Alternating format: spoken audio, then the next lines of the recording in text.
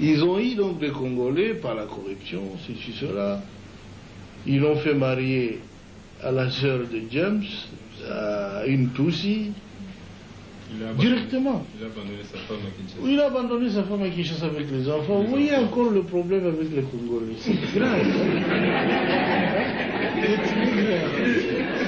Il nous laisse beaucoup de problèmes. Il est là et maintenant il crie qu'il veut venir. Hein? Bon, le voilà devenu un chef de guerre de la rébellion. Et ils sont allés ramasser tous les autres rebus que vous connaissez. Les Tambo et Mwamba, les Zaïdi Ngoma, l'autre est là, Lunda Bouloulou, Wamba Diawamba. Et vraiment une kermesse de gens, en tout cas, corrompus et inutiles. Pardon, le Bizima Karaha, qui était mon ministre des Affaires étrangères, que je croyais congolais. Et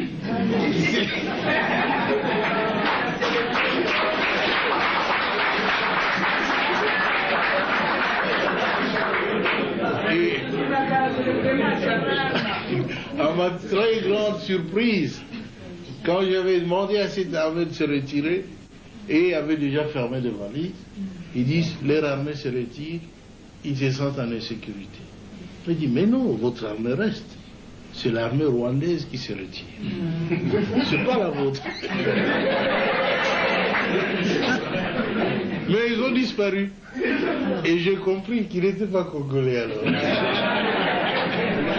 Parce que l'armée qui s'est retirée était rwandaise. Alors, mais un ministre congolais, un ministre d'État a disparu. Un ministre des Affaires étrangères a disparu. J'ai dit, nous étions infiltrés alors. Infiltrés au sommet de l'État.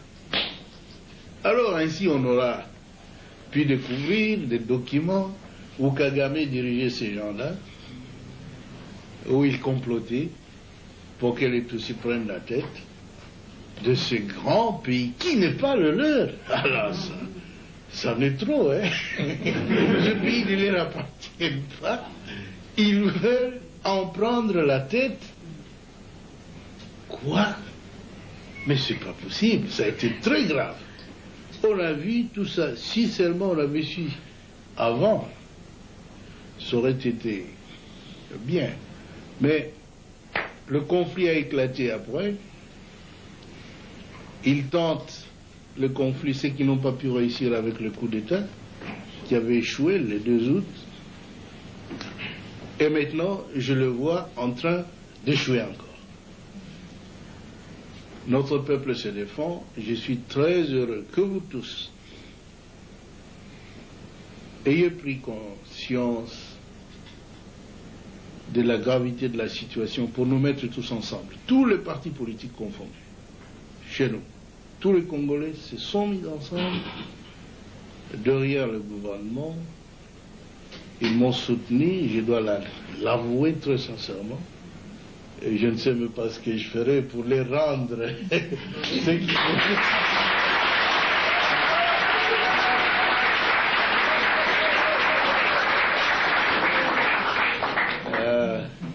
Mais ce que je dois vous assurer, c'est que je suis un soldat du peuple et je ferai mon devoir jusqu'à mon dernier jour.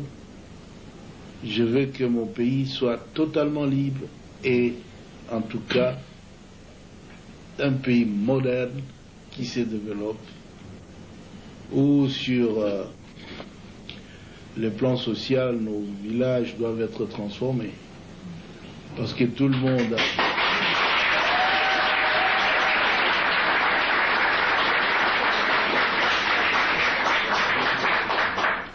beaucoup de nos élites, beaucoup d'intellectuels, beaucoup de citadins, de gens de ville qui sont habitués à la vie, ont peur de rentrer dans nos villages. C'est parce qu'il n'y a pas de vie là-bas. Nous étions donc engagés dans un programme de reconstruction qui a commencé à porter fruit. Et tout cela sans assistance extérieure. Parce que les habitudes politiques en Afrique, c'est qu'on doit attendre de l'aide de la France, des États-Unis, de l'Union européenne, de la, de la Banque mondiale, de ceci, cela. Mais nous avons dit, depuis quand nous luttions, longtemps, nous disions que notre lutte, c'est la lutte de l'intelligence contre la force brute. La force brute.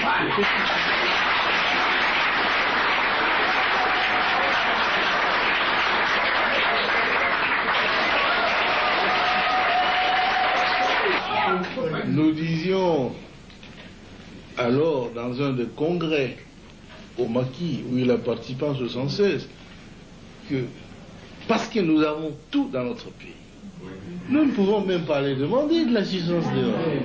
Il faut utiliser l'intelligentsia nationale.